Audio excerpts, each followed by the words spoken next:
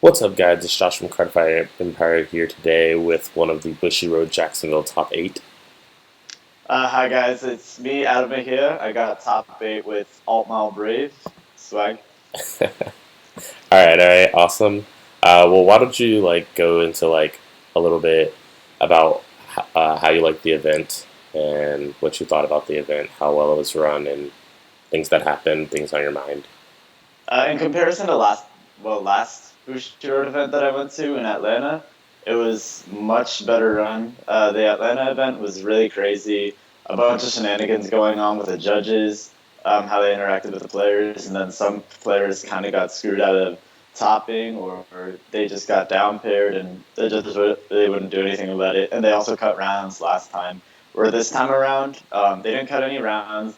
If they had any rulings, it was sometimes the judges didn't really know what the rulings were, but as long as you got the head judge involved, it turned out fine. So everything was pretty standard. It was going pretty well. It ran really smoothly. I really appreciated it. Awesome, awesome. Well, was there any other problems with the tournament or anything that irked you personally or that anything like that? Nothing personally with me happened except like some players would get a little antsy with me. Like for example, if their unit couldn't hit my Vanguard, and it was their last attack of the turn, I would just preemptively draw my card. And somebody called me out on it and said, "Oh, excuse me, my turn wasn't finished." And I just put my card back on the top of my deck, like, "Oh, I'm sorry. Go ahead." And they just ended their turn. It was a little annoying, but that has nothing to do with Bushiroad. I just thought it was a little funny anecdote. Yeah. All right, awesome, awesome. Well, do you want to talk about why you played Altmile Brave during your tournament? Like reasons why? Is it your favorite deck or? Oh yeah, it's absolutely my favorite deck. Before Try 3, it was a little hard to make it work. I was playing it in ARGs and I was doing decently with it, but I would always come up a little bit short with the deck. And then at the ARG locals that we had maybe 2 weeks prior, I had a choice between playing Sanctuary Guard Dragon with the Blaster support and then Altmile Brave. And I ultimately decided to play Altmile Brave in that ARG. And then I got top 2 with it, and I played against a really good friend who was ironically playing Sanctuary Guard Blaster. And it took a heal on 6 to beat me, so I figured that was a pretty good representation of the deck.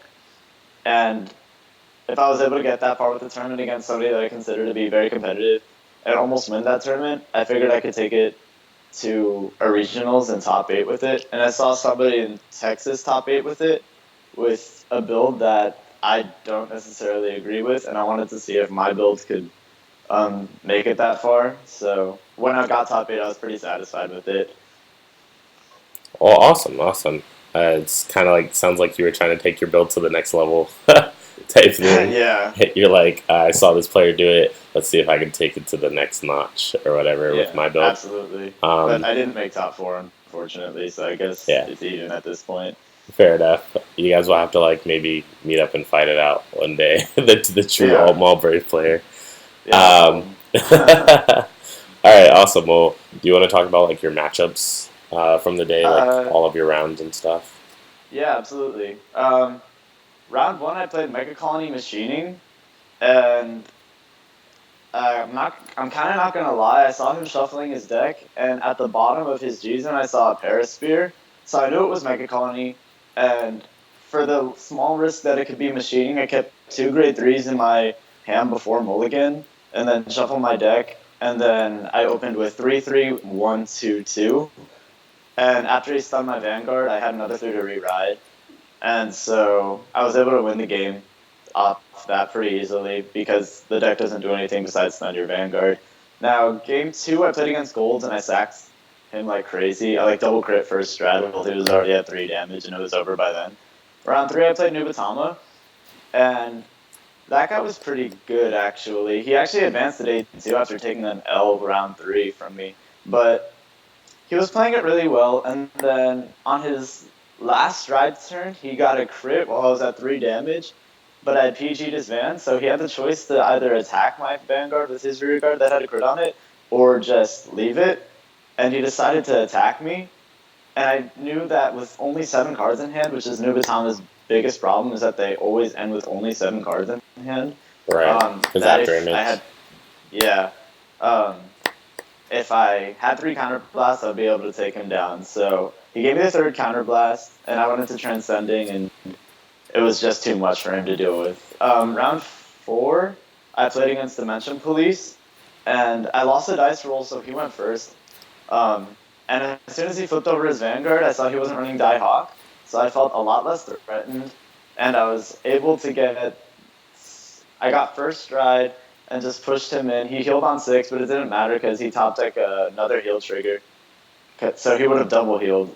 But Super I just took the sack. game. Yeah, I'm pretty sure that it was the same guy that my friend played against just the previous round, and he also double healed that game. So it's a little weird, but oh well, I got the game.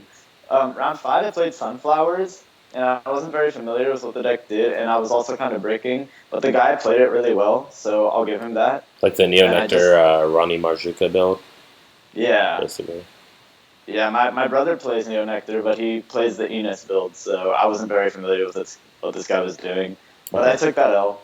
And then round 6, speaking of my brother, I actually played my brother, and he was playing Shadow Paladin Luar Diablo, and I pushed him to 5 really early, and he thought that he had the game lost at that point, but then he goes on to, I want to say Our Guys Are Doomed, and checks Perfect Guard, crit trigger on the Doom check, so he retires 2 of my rear guards, and then on the drive check he hits double heal and grade 1 or something, so My he goes from boy. 5 to, yeah, That's so that's he what we goes do. It. We from go 5 into to 3. Orgeyser, and then we get all the live cards. Yeah, it was that was a really good turn for him. I was like really impressed. So he double healed, goes down to 3, and I go to 4 that turn. So I stride onto, I want to say Transcending. No, not first stride. I went to Aerial Divine Knight. And then bounce attacks. And then my triple drive check was like crit, stand, crit. So, and he went up to 5 that turn. Um, and I only had 4 cards in hand because I had the Sonic Out proc. So he goes on to Spectral Blaster Diablo? Yeah, Spectral. And then on the first swing, he's swinging for 26. He swung unboosted. So I put down 3 triggers and I say 1 to pass because that's all I really had. He doesn't hit the 1 to pass. He restands. This time he's swinging with an on-hit ability because he killed the Kaiden. uh-huh. And I'm at 4 damage, so I say no guard. At that point, it's crit to win. He hits the crit power to the rear guard Luard, and my damage check was 3, and then I heal on 6.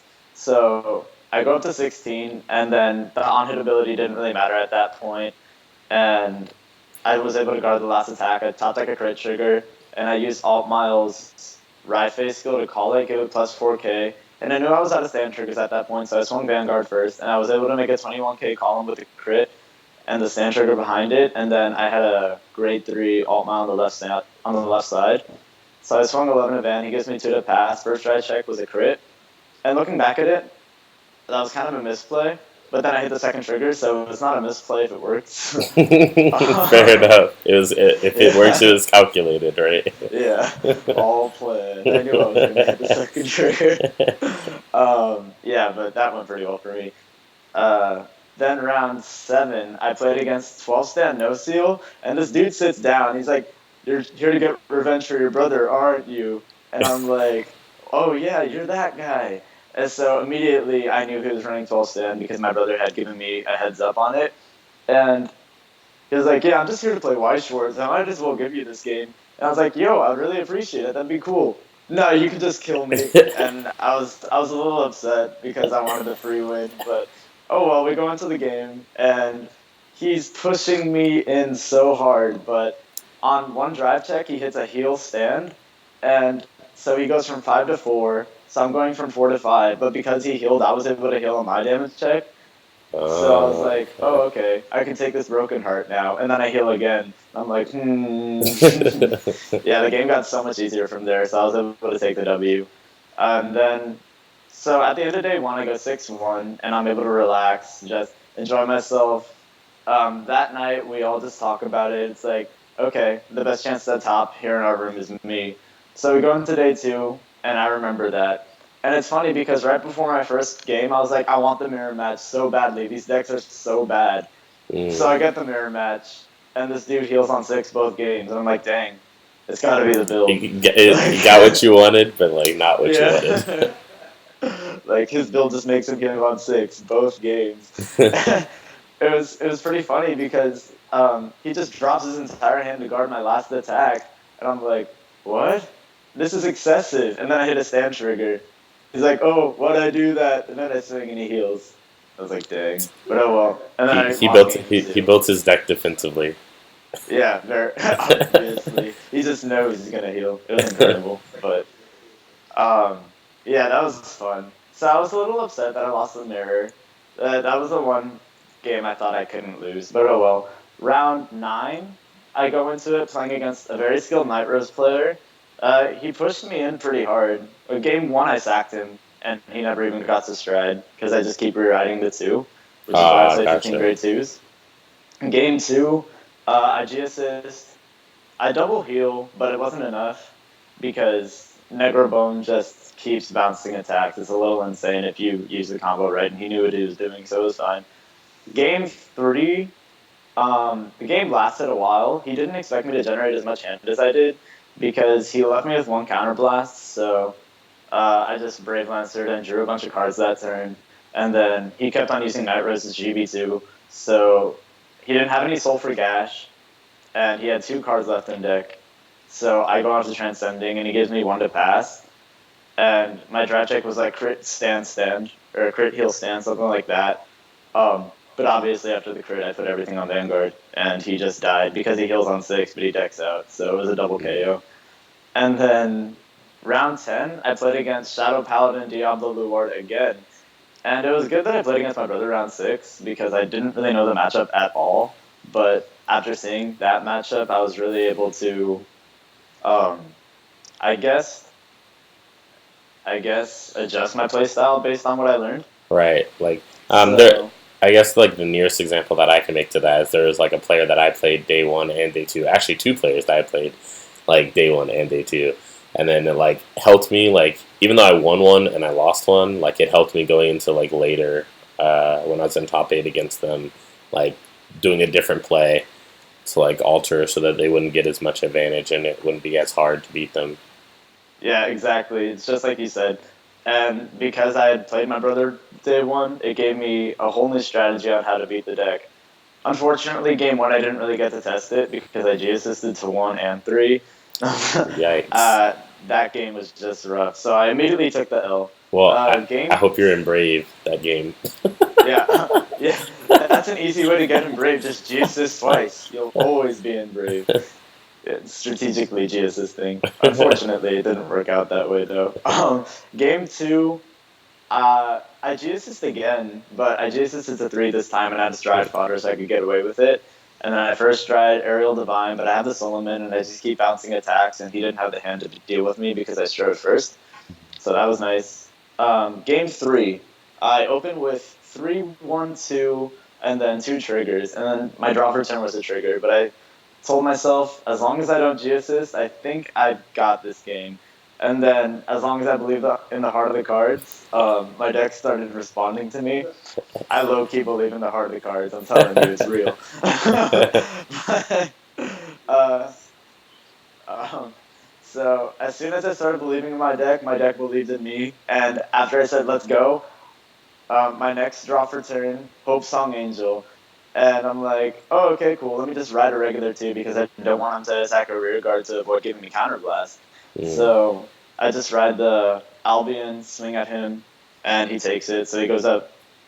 He goes up to 2, and then his ride is Skull Witch in the main, a 3K body, and I saw that, and I was like, oh my god, I got so excited, and like everybody around was like, they couldn't believe it. So he swings at me, he gives me a damage for some reason, which I think was a mistake on his part, and I'm not sure if he realizes that at this point yet, but that 1 damage allowed me to pop off because I rode onto Altmile, I called Red on, I called a crit trigger behind it to make a 13 column, and I was able to call the Hope Song Angel, which with that counterblast, I was able to counterblast, Soul Blast, call the Sonic out behind the Hope Song Angel, So that made a 15 column. I rest Electos to give that column another +3, and that made an 18 column to his 3.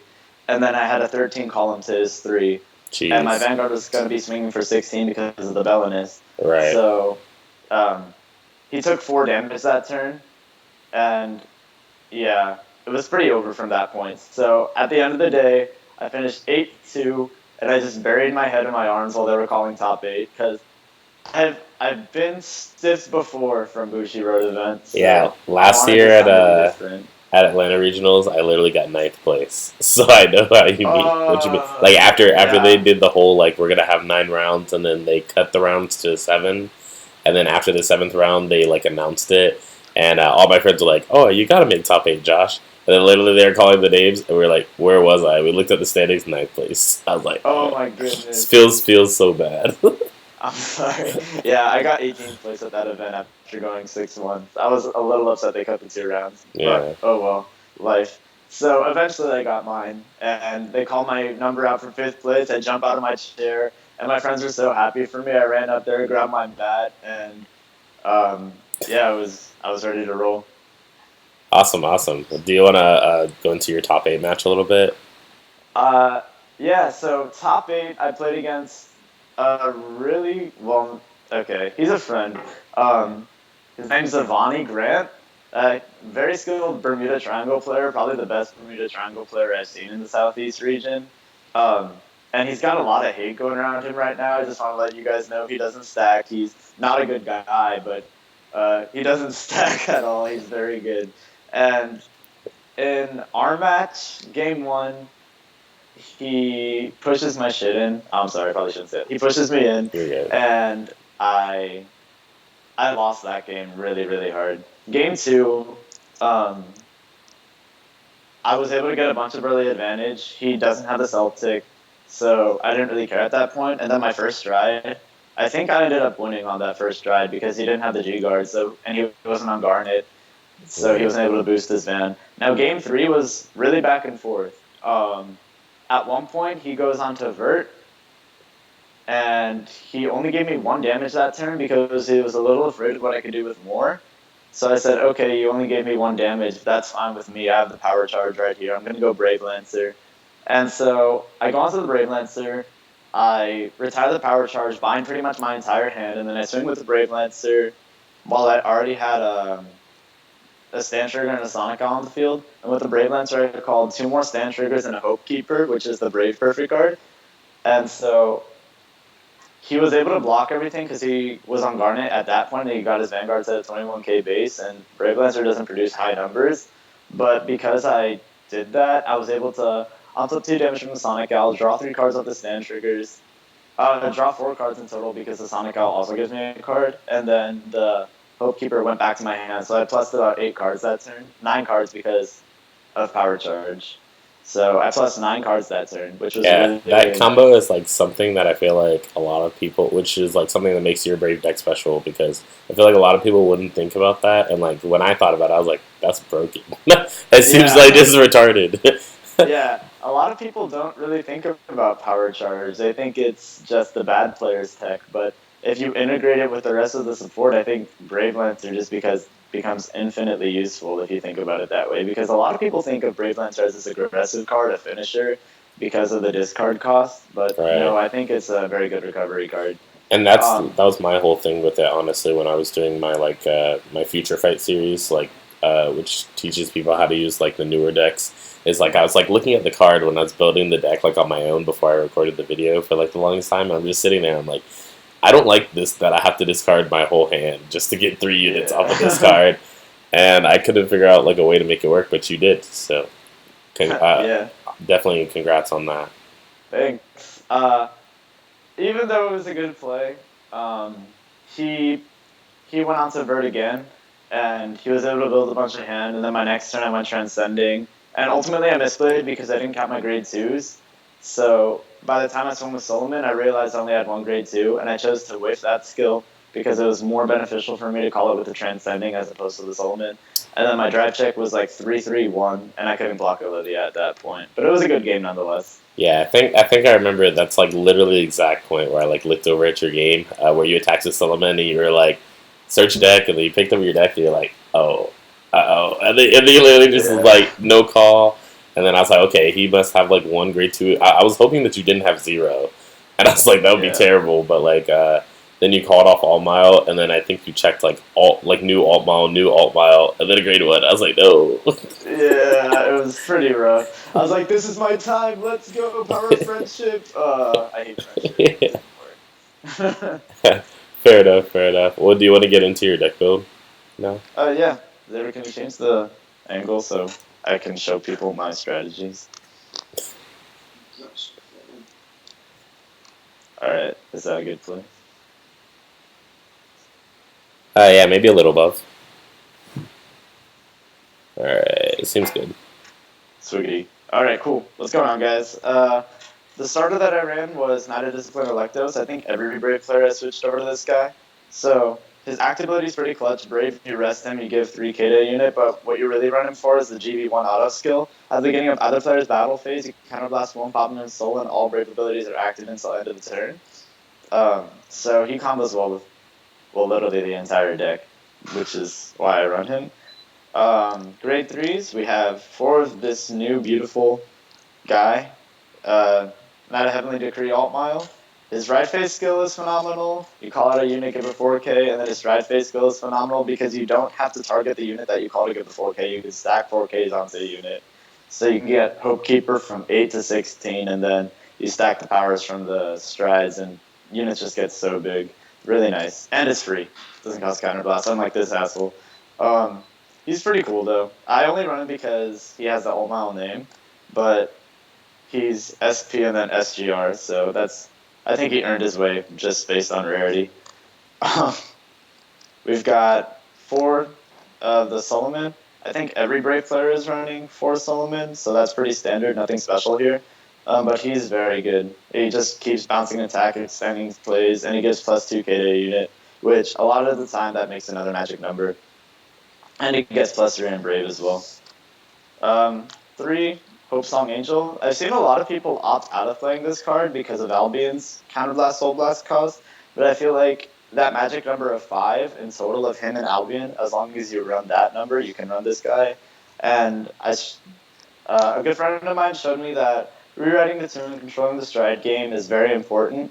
So running this guy, because he works on both van and rear, and he's not GB, allows you to just keep rewriting the 2, rewriting the 2, rewriting the 2, so that you build soul for his skill, and then you have units to rush with or intercept with. So it's very nice. 3 red on. Oh my goodness. So when I first read this card, I thought he was pretty garb. Like, I didn't think he would do anything for the deck. And then right when all the support came out, I read him about 3 more times, and I didn't see anywhere on the card that you could only use one skill at a time. And I was like, oh my goodness, this guy stacks. So Right. transcending when you're already giving plus 8 to your front, it becomes plus 11, plus 14, plus 17. It just gets so huge. This guy's insane, and he can boost as like the icing on the cake.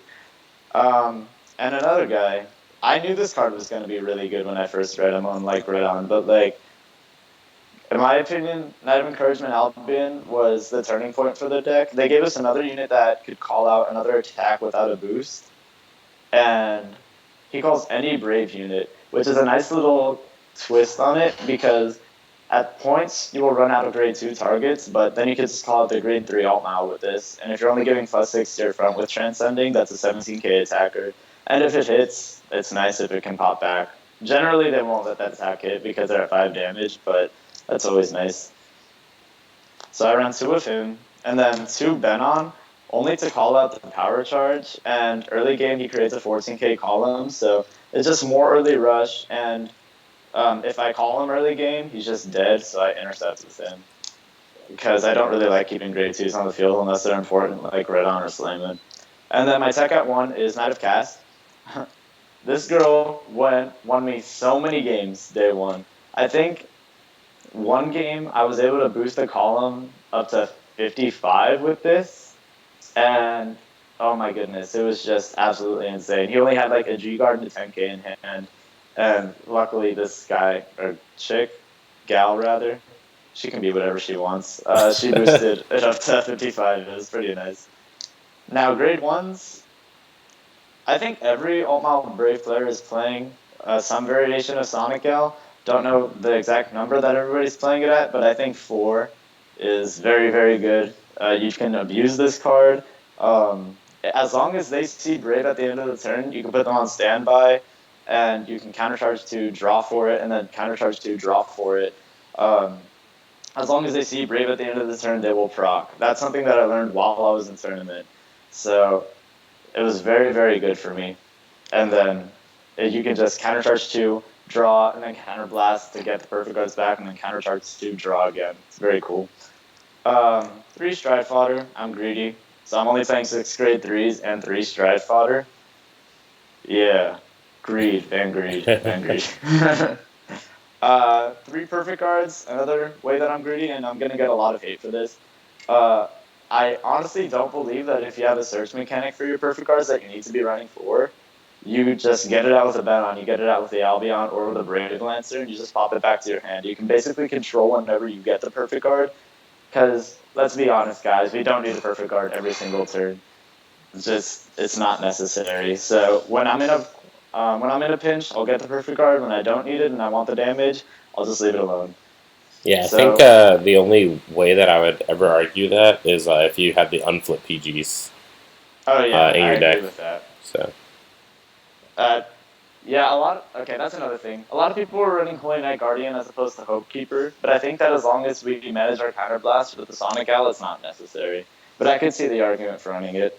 My tech at 2, which is my special tech, Knight of Power Charge.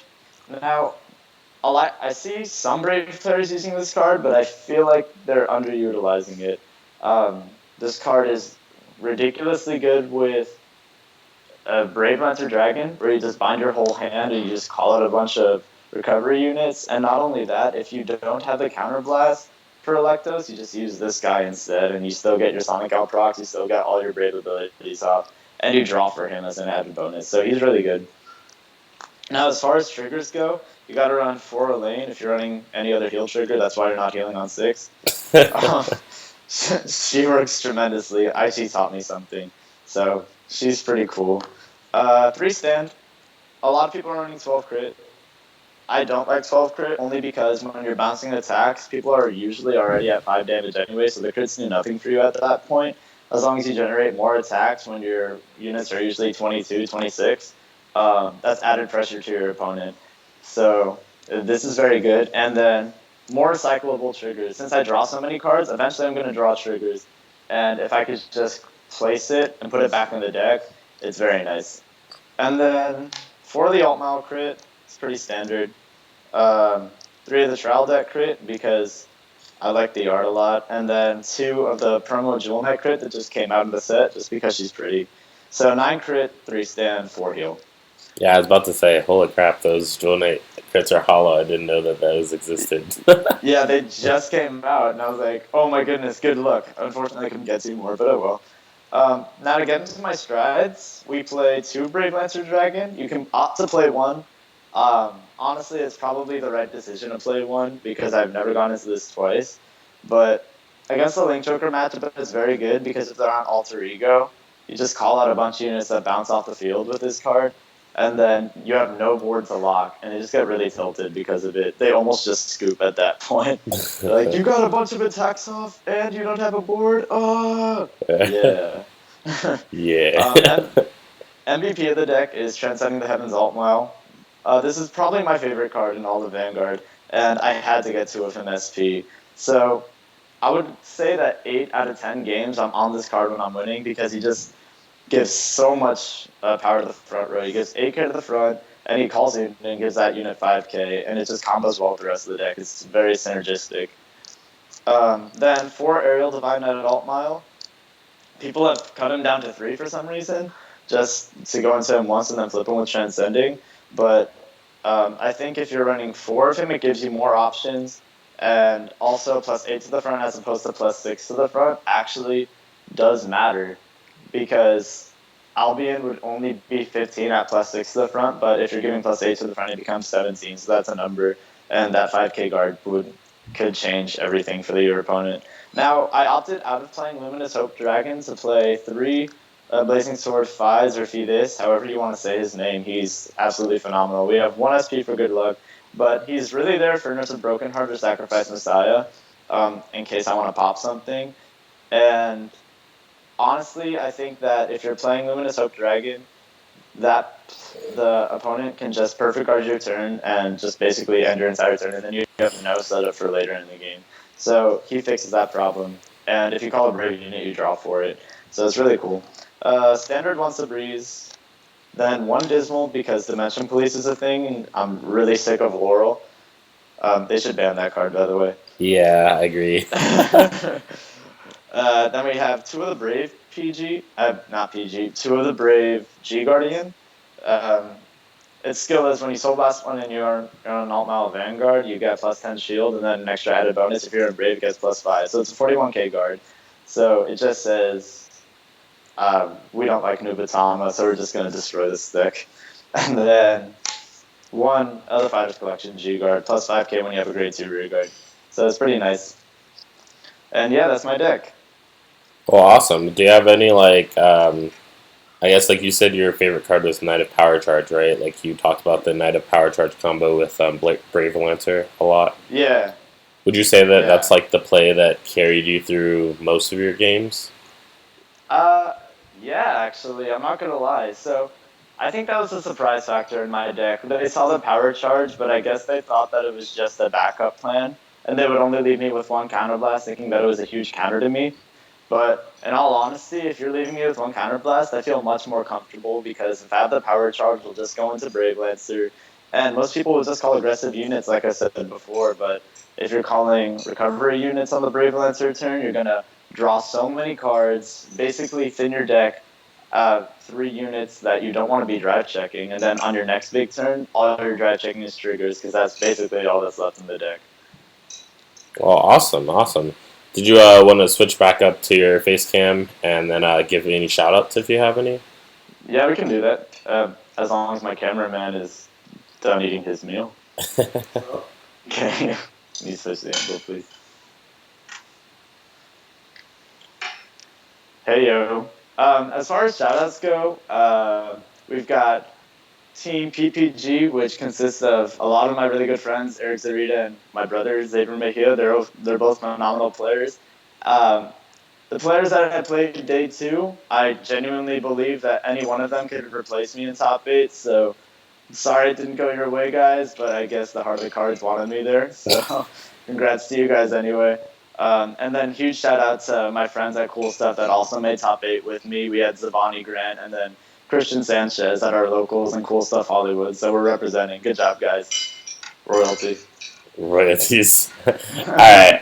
Well, awesome. We're definitely glad to have you stop by on the channel to be able to do your deck profile. And thank you for joining us today. It's definitely a pleasure. Awesome. Thanks for having me. All right. Well, with further ado, did you have anything else you wanted to say? No. Oh, did you have another brave reason that you played your deck? Oh, okay. So I want to say it's been 2 weeks now. My friends told me that no, you're never gonna get a tattoo, and I was like, what? I'll show you I'm gonna get a tattoo. I'll be so brave. So then I got this tattoo the day that I moved here, and then brave above it, and yeah, I'm getting memed like crazy for it, but it far transcends Vanguard. But whatever, I like it. Transcending the heavens, Altmile. Yeah, I always have to go back to Transcending the Heavens. It's also funny because the place that I got it at, the plaza was called Royal Plaza. I was like, Fair enough. So you just have to play Royal forever and only Altmile and only Brave. Exactly. But only Brave Altmile. Even if it never gets support again, I'll stick with it. Well, fair enough. Well, like I said, guys, this has been our deck interview with Mr. Adam Mejias over here. Definitely like, comment, and subscribe if you like the video. Share with your friends, and let us know what you thought about the video in the comments. Without further ado, we are going to be signing out. Bye, guys. Sign out, swag. Peace.